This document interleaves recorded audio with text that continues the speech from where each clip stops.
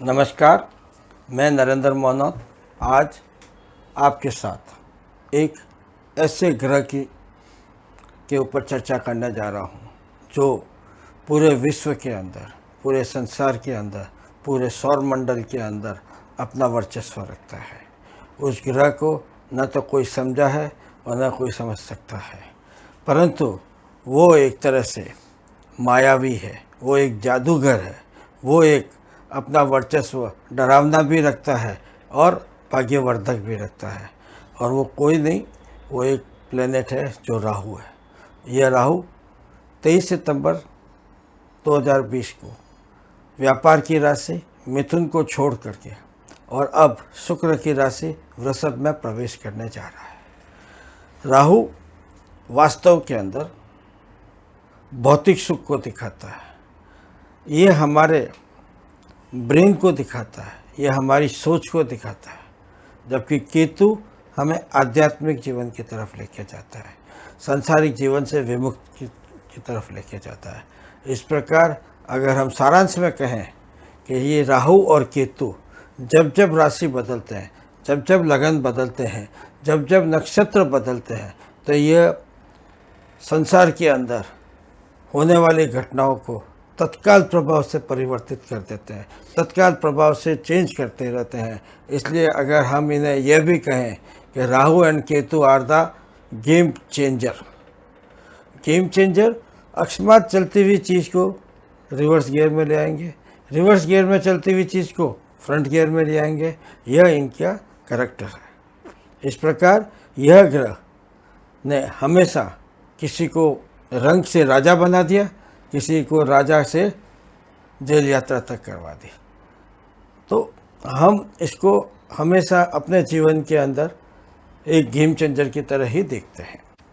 राहु हमारे दिमाग को चेक करता है, ये हमारे ब्रेन को संतुलित करता है, या ये हमारे ब्रेन को रूल करता है।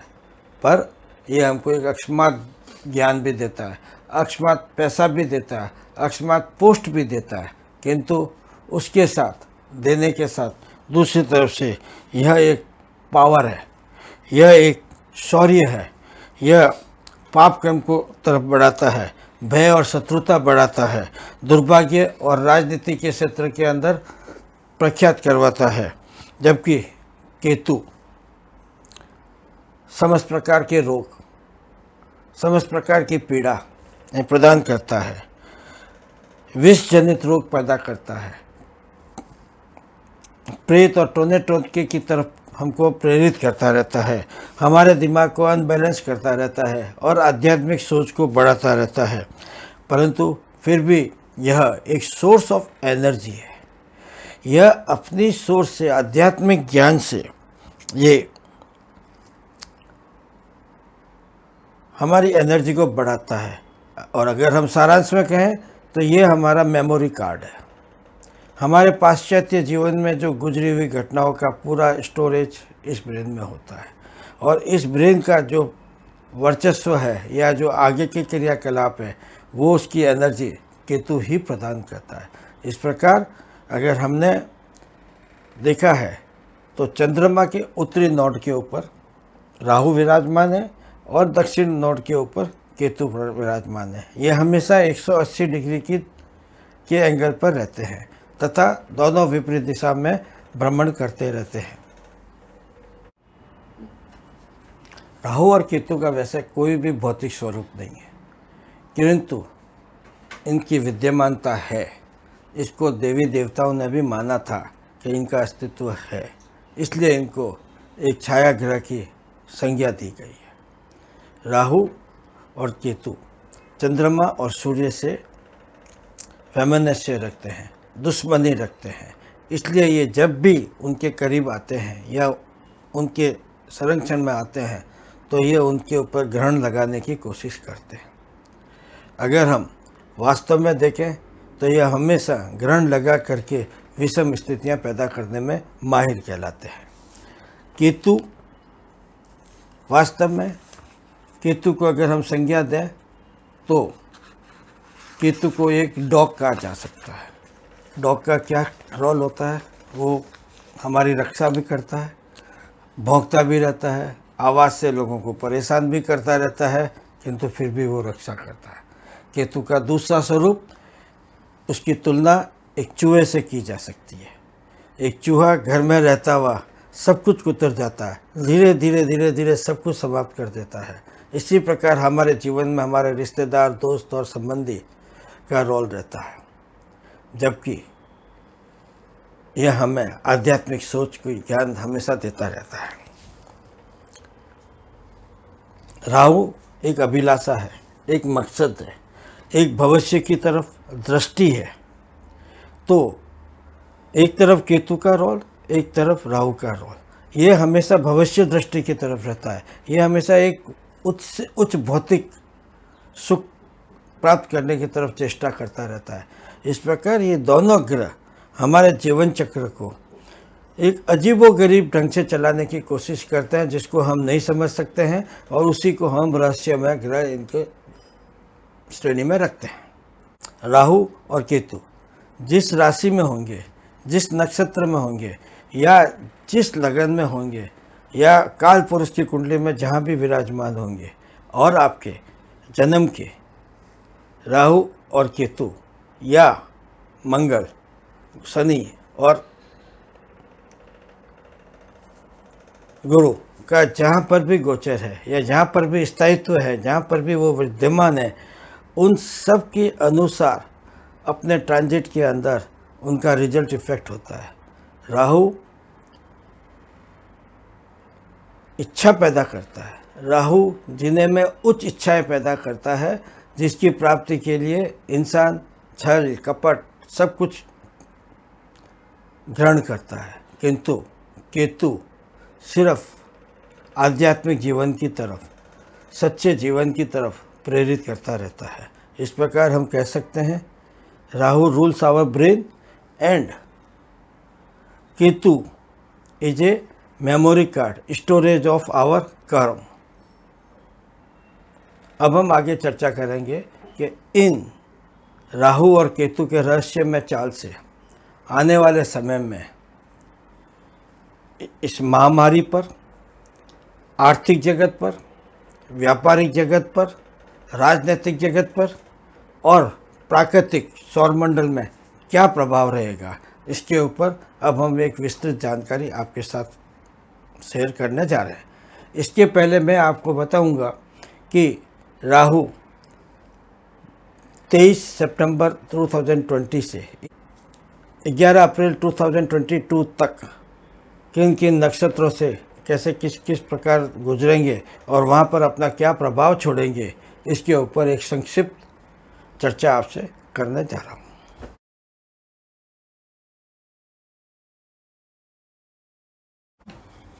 काल पुरुष की कुंडली के अंदर राहु तृतीय स्थान में वर्तमान में विराजित है, यहाँ से ट्रांजिट कर रहे हैं, वो अपनी मिथुन राशि में ट्रांजिट कर रहे हैं।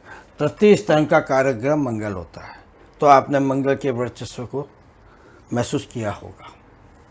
अब तृतीय स्थान से वो द्वितीय स्थान, काल पुरुष कुंडली के द्वितीय स्थान में 23 सितंबर को प्रवेश करेंगे। इस ग्रह का कारक ग्रह है गुरु। गुरु ज्ञान के देवता है, ज्ञान के कारक है, और यहाँ पर अगर मंगल का प्रभाव हुआ तो वो नेष्ट रहेगा, वो शुभ नहीं रहेगा। द्वितीय स्थान धन को दिखाता है, परिवार को दिखाता है, जनता को दिखाता है। इस प्रकार राहु पूरे 18 महीने द्वितीय स्थान में गोचर करते रहेंगे। केतु जो वर्तमान के अंदर धनु राशि के अंदर ट्रांजिट कर रहा है, और अब धनु राशि के स्वामी कौन है? गुरु। और वैसे भी 9th हाउस के स्वामी हैं सूर्य और गुरु। उसमें सूर्य उनसे उनकी दुश्मनी रहती है, उनसे बैर रहता है। अब वो 9th हाउस से 8th हाउस, काल पुरुष कुंडली के 8th हाउस में प्रवेश करने जा रहे हैं। 8th हाउस का कारक ग्रह है शनि। तो आपको सर्वविदित होगा शनि की प्रकृति, शनि का संबंध और शनि का स्वभाव। इस प्रकार यह घर जो अकस्मात देता भी है और अकस्मात लेता भी है, ये बीमारी भी देता है, रोग कष्ट भी देता है, और आपको आध्यात्मिक जीवन की तरफ भी प्रेरित करता रहता है। इस प्रकार का यह विचरण अगले 18 महीने में रहने वाले हैं। अब इसमें एक इम्पॉर्टेंट चीज़ है, राहु अपनी जगह पर हमेशा स्थित रहेगा, किंतु केतु वर्तमान के अंदर गुरु के साथ युति करके घूम रहा है। इसके बाद में यह स्वतंत्र रूप से अष्टम स्थान के अंदर स्थापित हो जाएगा, किंतु इसके पड़ोसी ग्रह गुरु यहाँ से राशि बदल करके 10 नंबर मतलब कर्म भाव में बैठे जाएंगे, जहाँ पर शनि स्वराशि से ऑलरेडी स्थापित है। किंतु गुरु जब वहाँ जाएंगे तो वह उसकी नीच राशि हो जाएगी। इस प्रकार का ये नवंबर से लेके और अप्रैल मई महीने तक का गुरु का गोचर किसी भी दृष्टिकोण से शुभ नहीं कहलाएगा। इसके पश्चात गुरु यहाँ से स्थान परिवर्तन करके 11th हाउस में चले जाएंगे। 11th हाउस अकस्मात गेन का हाउस है, लॉटरी और सट्टा और व्यापार का हाउस है और वो सम राशि है। यहाँ से गुरु अपने शुभ प्रभाव देने प्रारंभ करेंगे। समाज के अंदर, विश्व के अंदर, परिवार के अंदर सुख और शांति के संकेत आएंगे और यहाँ गुरु का ट्रांजिट और द्वितीय स्थान में राहु का ट्रांजिट शुभ फल प्रदान करने प्रारंभ करेंगे। अब हम देखते हैं, ये तो हुआ ग्रह और राशि के हिसाब से। अब हम देखते हैं कि राहु और केतु किन किन नक्षत्र से कब कैसे गुजर रहे हैं।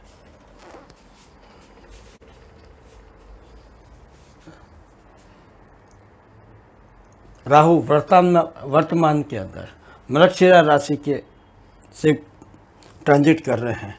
अब राहु 23 तारीख को 23 सितंबर 2020 को मृगशिरा नक्षत्र के चरण नंबर 2 पाद नंबर 2 से ट्रैवलिंग चालू करेंगे, अपना ट्रांजिट चालू करेंगे। वो ट्रांजिट 2 और 1 के अंदर 27 जनवरी 2021 तक चलेगा। मृगशिरा नक्षत्र का मालिक है, लॉर्ड है मंगल, और मंगल के साथ राहु का मित्रता नहीं है। यह एक प्रकार से सूक्ष्म अंगारक योग फॉर्म करेगा। उसके बाद में 27 जनवरी 2021 से लेकर के और 5 अक्टूबर 2021 तक राहु का गोचर रोहिणी के चारों पाद से गुजरेगा। रोहिणी नक्षत्र का स्वामी है चंद्रमा, और चंद्रमा के अंदर राहु की शत्रुता रहती है। इसके बाद 5 अक्टूबर 2021 से लेकर के 11/4/2022 तक यह कृतिका के 3 नक्षत्रों से गुजरेगा, अर्थात 4 पाद, तीसरा पाद और दूसरा पाद, और कृतिका नक्षत्र का स्वामी है सूर्य। इस प्रकार राहु का जो ट्रांजिट है ओवरऑल वो किसी भी मित्र ग्रह से नहीं हो रहा है, शत्रु भाव में से हो रहा है और विभिन्न प्रकार के योग बना रहा है। जैसे सूर्य के साथ जब गुजरेगा तो किसी को ऊपर और किसी को नीचे कराएगा, चंद्रमा के साथ गुजरेगा तो वो मन के अंदर एक तरह से एग्रेशन पैदा कर देगा। तो इस प्रकार के रिजल्ट इन सब ट्रांजिट के अंदर देखने को मिलेंगे। अब देखें हम केतु को। केतु 23 सितंबर को ज्येष्ठा नक्षत्र के चरण नंबर 4 और 3 से गुजरेगा। वो यह ट्रांजिट उसका 23/9/2020 से लेकर के और 1 जून 2021 तक रहेगा। ज्येष्ठा नक्षत्र का स्वामी है बुध। बुध व्यापार का कारक है। इस प्रकार जो वर्तमान स्थिति में व्यापार की परिस्थितियां जो चल रही है उसमें सुधार लाने की प्रयास वो करता रहेगा। कामयाबी कहाँ तक मिलती है वो बात की बात है। इसके बाद में यह अपना नक्षत्र बदल करके अनुराधा में जाएगा, मतलब ज्येष्ठा के 4 नक्षत्र, इसके बाद में अनुराधा के 4 नक्षत्र। अनुराधा नक्षत्र का स्वामी है शनि। शनि जनता का कारक है, प्रजा का कारक है, सेवक का कारक है। इस प्रकार इन क्षेत्र के अंदर केतु आध्यात्मिक विधि से, आध्यात्मिक सोच से कुछ मौलिक परिवर्तन करने जा रहा है और यह परिवर्तन आने वाले समय के लिए बहुत कुछ दर्शाएंगे। और लास्ट के अंदर जो नम्मा बचा वो विशाखा जिसका स्वामी शुक्र है। इस समय सब कुछ सामान्य हो जाएगा। जो हम आज देख रहे हैं परिस्थिति, जो हम डर भय वगैरह देख रहे हैं, जो हम आज मंदिर मस्जिद को बंद देख रहे हैं, ये पूर्णतः सोशल डिस्टेंस हटते हुए पूर्णतः सुख प्रवृत्ति की तरफ लेके चला जाएगा। इस प्रकार केतु का जो लास्ट फेज है 2 फरवरी 2022 से लेकर के 11/4/2022 तक का, यह बहुत ही महत्वपूर्ण और सुखप्रद रिजल्ट देने वाला गोचर कहलाएगा। अगर हम आज देखें तो केतु के 2021 के जो ट्रांजिट था वो धनु राशि में था। धनु राशि का स्वामी गुरु था। कुछ समय के लिए वहाँ पर शनि भी विद्यमान थे। इस ट्रांजिट में हमने देखा कि पूरे विश्व के अंदर ज्ञान में, अंतरिक्ष में काफ़ी ज्ञान की, काफ़ी सक्सेस, काफ़ी चीज़ें बढ़ी। शिक्षा के क्षेत्र के अंदर काफ़ी अमूलचूल परिवर्तन करने के प्रयास किए जा रहे थे, किंतु अचानक से प्रथम 9 महीने तक तो ये कोशिश जारी रही। हम मंगलयान तक की बातें करने लगे, मंगलयान में ज़मीन की बातें करने लगे, सब कुछ होने लगा, किंतु अचानक केतु ने अपना स्वरूप बदला। कारण केतु पहले 9 वर्ष 9 माह, 18 माह में से टोटल आधे करें तो 9 माह होते हैं। 9 माह तक एक आशा की जागृति करता रहा, सक्सेस की तरफ बढ़ाता रहा, और एकदम वहाँ पर ला करके ब्रेक लगा दिया दिसंबर 2019 में। अब ये ब्रेक ऐसा लगा जिसको किसी को सोच में नहीं था। आज की तारीख के अंदर हमारे सारे मंदिर मस्जिद गुरुद्वारे, शिक्षा के केंद्र, न्याय का केंद्र टोटल बंद है। Everyone is sitting at home and they are working for the self. यह एक विशेष घटना के रूप में देखा जा सकता है कि केतु ने एकदम लाइफ के अंदर किस प्रकार अपना गेम चेंज किया या कैसे अपना रोल अदा किया। अब दूसरी तरफ हम देखें राहु को। दिसंबर 2019 या जनवरी 2020 के अंदर अगर हम देखें, यहाँ तक का रोल देखें, तो केतु ने सेंसेक्स को 40,000 से ऊपर की नई ऊंचाई तक पहुंचा दिया। दुनिया के अंदर उद्योगपति, उद्योग क्षेत्र के अंदर बड़ी भारी सफलताओं की चर्चाएं होने लगी। सब कुछ अमूलचूल परिवर्तन की बातें होने लगी। दूसरी तरफ हम देखें, हम कम्युनिकेशंस फील्ड के अंदर तो हम एंड्रॉयड में पहुंच गए। हमने 2G 3G छोड़ के 4G 5G की बातें करने लगे। ये सब कुछ जो रिसर्च और कम्युनिकेशंस के पार्ट थे या व्यापार का जो पार्ट था, जहाँ से मिथुन राशि से ये गुजर रहा था, उसने ये सारे अमूलचूल परिवर्तन में कामयाबी दिलानी चालू की। पर हुआ क्या? एंड के अंदर राहु जैसे ही आद्रा नक्षत्र में आए, एक छोटे से वायरस ने सब कुछ, पूरी दुनिया का मानचित्र बदल दिया, पूरे दुनिया का काम करने की स्टाइल बदल दी। और आज हम एक डर के भय से निकल रहे हैं। हर इंसान का व्यापार, जो सेंसेक्स 40,000 या जो डाउ जोन अपने उच्चतम स्तर से था, वहाँ से 30-40% नीचे आ गया। इंडस्ट्री वैसे ही चल रही है, इंडस्ट्री में सब कुछ वही है, उद्योग जगत में सब कुछ चीज़ें सामान्य हैं, किंतु फिर भी आप देखिए एक भय ने सेंसेक्स को बिल्कुल बॉटम पे ला के रख दिया। छोटे खुदरा व्यापारी जो भी थे, मध्यम लेवल के जो व्यापारी थे, उनके व्यापार के दरवाजे बंद कर दिए, उनकी आवक बंद हो गई, उनके अंदर अनिश्चितता का वातावरण पैदा कर दिया।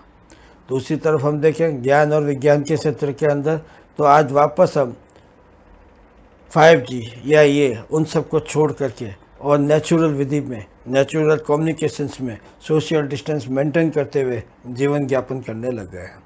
आज हमारी गाड़ियाँ नीचे खड़ी है, करोड़ों रुपए की गाड़ियाँ नीचे खड़ी है, हम उनका उपयोग नहीं कर पा रहे। तो राहु और केतु ने इस प्रकार मिथुन राशि और धनु राशि के अंदर जब ट्रांजिट किया, तो अमूलचूल एक गेम चेंजर की तरह सारे रोल किए थे। अगर हम सितंबर-अक्टूबर 2019 में देखें, तो हमने कभी नहीं सोचा था कि हमारा मार्च, अप्रैल, मई, जून इस प्रकार गुजरेगा। तो और इसको अब क्या कह सकते हैं कि लास्ट की 5 बॉल के अंदर 40 रन बनाना है, तो जो संभव नहीं है, उस ढंग का ये गेम चेंजर होता है। आगे आगे हम देखेंगे कि विश्व के अंदर जो अशांति प्राप्त हो रही है या जो चीज़ें हो रही है उसके क्या कारण है। मैं संक्षिप्त के अंदर आगे बढ़ूं, मेरे मूल पॉइंट की तरफ आऊं कि महामारी आर्थिक जगत, व्यापार जगत, राजनीतिक जगत। उसके पहले मैं सूक्ष्म में कुछ दो बात आपसे करना चाहूँगा। इतिहास के अंदर अगर हम पन्ने बदलते हैं तो ऐसा देखा गया है कि जब जब शनि मकर राशि में ट्रांजिट करते हैं और एक साल के अंदर 2 नक्षत्र में जब वो ट्रांजिट करते हैं तो उस समय सीमा पर तनाव, क्षेत्र में तनाव, क्षेत्रीयवाद की भावनाएं बढ़ती है, प्रजा में अशांति बढ़ती है। जब जब राहु और केतु मिथुन राशि और धनु राशि से करते हैं तो व्यापारिक जगत के अंदर उथल पुथल होती है, हाई और लो दोनों प्रवृत्तियां जागृत होती है। कोई बीमारी, अज्ञात बीमारी का चलन होता है। इस प्रकार का परिपक्ष्य हमने पिछले कई समय से देखा है, भुगता है और भुगत रहे हैं। अब आने वाले समय के अंदर जो राहु और केतु का ट्रांजिट है, राहु का ट्रांजिट जब तक रोहिणी नक्षत्र से रहेगा तब तक यह स्थिति यथावत रहने वाली है। महामारी पार्ट 3 भी इसके अंदर पनप सकता है। तो हम अब चर्चा करेंगे क्योंकि ये चंद्रमा की राशि है और चंद्रमा मन का कारक है। तो इस प्रकार, इस दृष्टिकोण से एक तरफ चंद्रमा और एक तरफ केतु जो ज्येष्ठा नक्षत्र से जा रहे हैं, जिसका स्वामी बुध है, वो व्यापार। अब आप समझ सकते हैं कि दोनों तरफ की रस्साकसी चलेगी और ये आगे का वातावरण किस प्रकार रहेगा। अब हम चर्चा करेंगे महामारी पार्ट 1 की के बाद 2 की, कि अब ये महामारी यहाँ रुकेगी या आगे बढ़ेगी, इस पर मैं आपसे चर्चा करूँगा।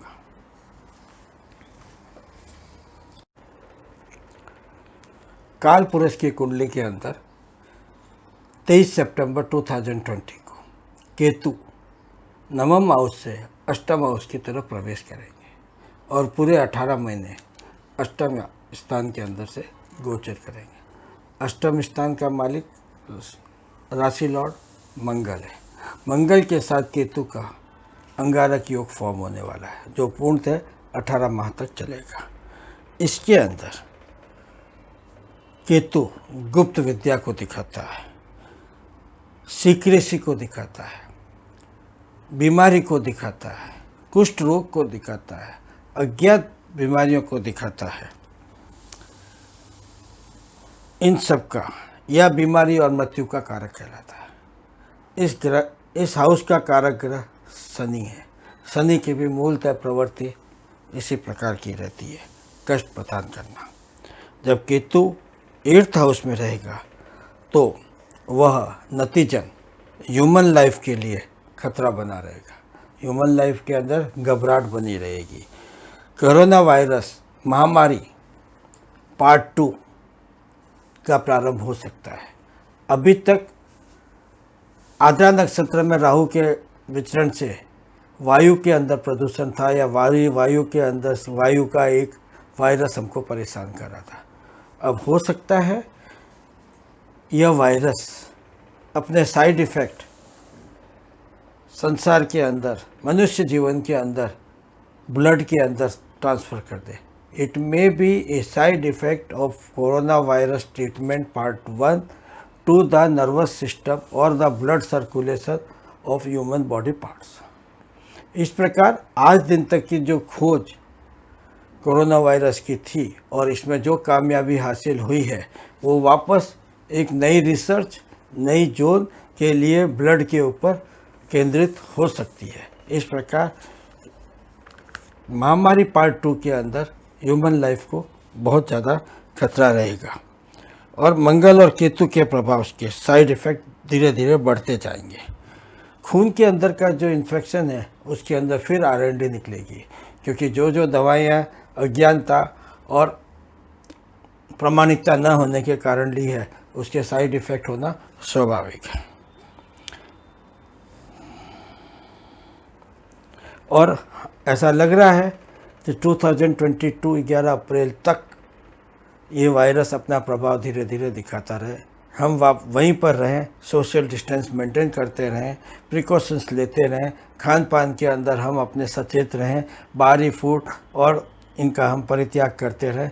इस प्रकार हम एक आध्यात्मिक सोच की तरफ प्रभावित होते रहेंगे। अब देखते हैं महामारी पार्ट 2 में। तो महामारी पार्ट 2 के अंदर ऐसा लग रहा है कि ये सब जो वर्तमान स्थिति है, ये यथा स्थिति कभी ज़्यादा और कभी कम ये चालू रह सकती है। राहु और केतु का यह राशि परिवर्तन राजनीतिक क्षेत्र के ऊपर या देश विदेश और संसार के ऊपर क्या प्रभाव डालेगा, अब इसकी चर्चा हम करने जा रहे हैं। यह एक बहुत इम्पॉर्टेंट पार्ट है जिसने पूरे विश्व के अंदर दहशत फैला रखी है, भय की सुनामी ला रखी है, और आगे हमारे राजनेताओं के स्वभाव के अंदर या उनके बर्ताव से किस प्रकार का माहौल बनने वाला है, उसके ऊपर अब हम चर्चा करने जा रहे हैं। बुरे नतीजे की सोच के साथ केतु लोगों की सोच में बदलाव लाएगा। केतु लोगों को भौतिक जीवन से आध्यात्मिक जीवन की तरफ ले जाएगा, जबकि राजनेता हमको भौतिक जीवन की तरफ, भौतिक प्रगति की तरफ ले जाने की चेष्टा करेंगे। ये कैसा है स्वभाव?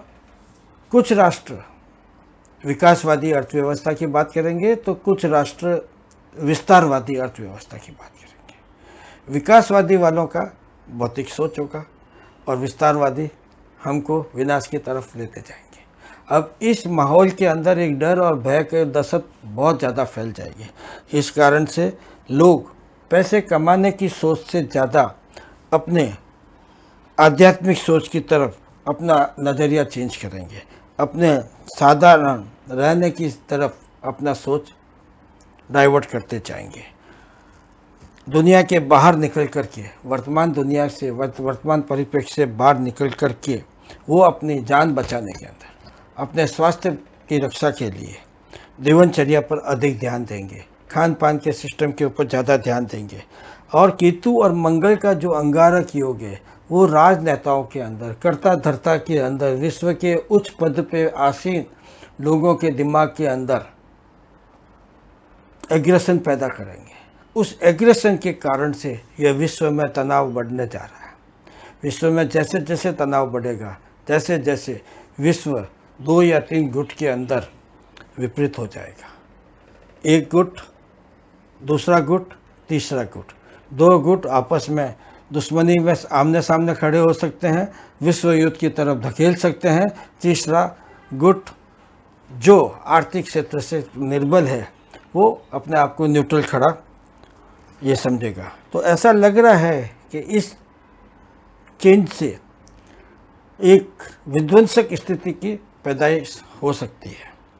आगे हम देखें तो हर कोई ये कोशिश करेगा, पावर फैक्टर नंबर 1, 2, 3, मैं बड़ा मैं छोटा, मैं बड़ा तू छोटा। सैनिक शक्तियाँ बढ़ेगी, सैनिक सामान बढ़ेंगे, रक्षा विशेषज्ञों की शक्तियाँ बढ़ेगी, नए नए आविष्कार होंगे। इस प्रकार ये टाइम एक तरह से चेंज का है, परिवर्तन का है, आने वाले परिवर्तन को रेखांकित करते जा रहा है। इस कारण से कई क्षेत्र के अंदर राजनीतिक उथल पुथल होगी, कई तरह के अंदर चेंजेज आएंगे। जो वर्तमान न्यायपालिका है या जो न्याय व्यवस्था है जिसका स्वरूप ऐसा लग रहा है कि पक्षपातपूर्ण है, उस सोच में भी बदलाव आएगा, उस सोच में भी चेंजेज आएंगे। बड़े बड़े विचारक इसके अंदर अपने सुझाव रखेंगे। मीडिया क्षेत्र के अंदर बड़ा चेंज आएगा। वर्तमान स्थिति के अंदर जो एकल स्वामित्व का राज था वो चेंज हो जाएगा। उसके अंदर हर छोटे से छोटे कलाकार को अपनी कला का प्रदर्शन करने का मौका मिलेगा। इस प्रकार का यह परिवर्तन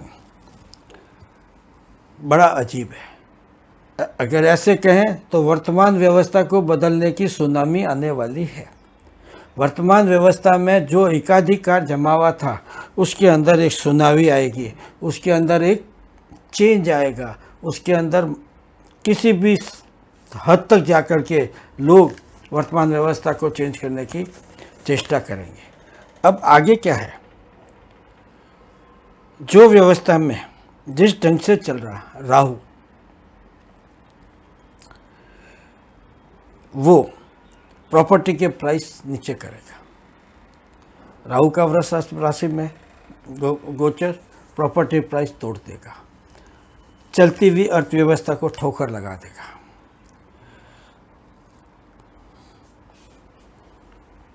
स्टॉक मार्केट के अंदर भयानक मंदी का भी दर्शाएगा और एक नई तेजी की तरफ भी हमको लेके जाने वाला है। राहु आगे जाकर के एविटेशन, टूरिज्म, होटल, ये सारी इंडस्ट्री को डैमेज कर देगा। कारण जो भय मार्केट में चल रहा है, जो संसार में चल रहा है, जो वातावरण हम देख रहे हैं, उसके अंदर कोई भी किसी भी प्रकार से इस क्षेत्र के अंदर उन्नति आने का चांस नहीं है। एविटेशन इंडस्ट्री काम नहीं करेगी, रेल यातायात, बस यातायात, ये भी डैमेज होता रहेगा। कारण आदमी अपने ज़रूरत के अलावा कोई भी फालतू खर्च या वो कहीं पर भी जाने के लिए नहीं करेगा। इस कारण से जो पिछले 25-30 साल से होटल इंडस्ट्री, टूरिस्ट इंडस्ट्री में जो चेंज आया था, जो ग्राफ ऊपर की तरफ जा रहा था, वो ग्राफ नीचे की तरफ जाना चालू हो जाएगा। इस प्रकार लोग डाइवर्ट होने के लिए प्रेरित हो जाएंगे। दूसरी तरफ जो ब्रांडेड गुड्स या जो ब्रांडेड नेता जो अपना वर्चस्व बढ़ा रहे थे, घटा रहे थे, वो अब घटना चालू हो जाएगा। अब लोगों का विश्वास उस ब्रांड में नहीं रहेगा, अब यथार्थ में नहीं रहेगा, अब उनका वास्तविक जो समय है उसके ऊपर आएगा। इस प्रकार की यह सुनामी वास्तव में एक आमूलचूल परिवर्तन करेगी, जिस कारण से शनि के कारक तत्व में, मतलब जनता के अंदर बेरोजगारी बढ़ेगी, अशांति बढ़ेगी, क्षेत्रीयवाद बढ़ेगा, जातिवाद बढ़ेगा, और दूसरी तरफ हम देखें तो किसी बड़े घोटाले का खुलासा होने वाला है। अब ये घोटाला कैसा है, क्या है, इसकी विवेचना मैं नहीं कर सकता हूं अभी, किंतु यह पक्का है कि आने वाले समय के अंदर जो मंगल का ट्रांजिट है और जो राहु और केतु का ट्रांजिट है, जो शनि का ट्रांजिट है और जो गुरु का ट्रांजिट है, वो राजनीतिक क्षेत्र के अंदर, सेना के क्षेत्र के अंदर, शासक के क्षेत्र के अंदर, प्रशासक के क्षेत्र के अंदर तनाव पैदा करके कई राज उजागर करने जा रहे हैं। इसके आगे हम चर्चा करेंगे फाइनेंशियल सेक्टर, बैंकिंग सेक्टर के संबंध में। Next is financial sector. Ketu का अष्टम स्थान में जो गोचर हो रहा है, वहाँ ऐसा देखा जाता है कि जो इंस्टीट्यूशंस दूसरों के पैसे से पैसा कमाती है, like bank, financial institutions, mutual funds, insurance and stock market, इसके अंदर भारी उथल पुथल की संभावना है। जो लोग इस कार्य में हैं उनके साथ बड़ी चोट लगने वाली है। यह क्षेत्र के अंदर एक अनिश्चितता का वातावरण होने वाला है।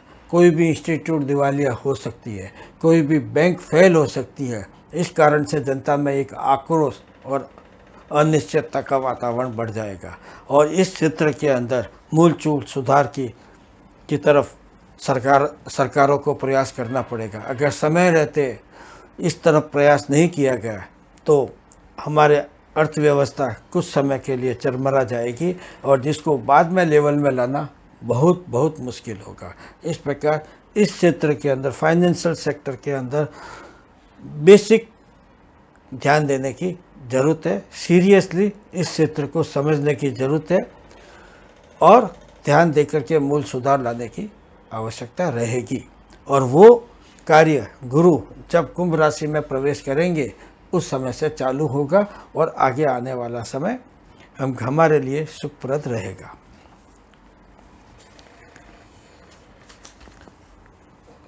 अब यह मंजर जून 2021 तक चलेगा। इसके बाद व्यापार क्षेत्र में क्या होगा, इसके ऊपर ट्रेड एंड बिजनेस जो हमारे छोटे निवेशक हैं, जो छोटे ट्रेडर्स हैं, जो शॉपकीपर्स हैं, मिडल इंडस्ट्री वाले हैं, उनके साथ क्या रहेगा, इसके ऊपर अब हम चर्चा करने जा रहे हैं।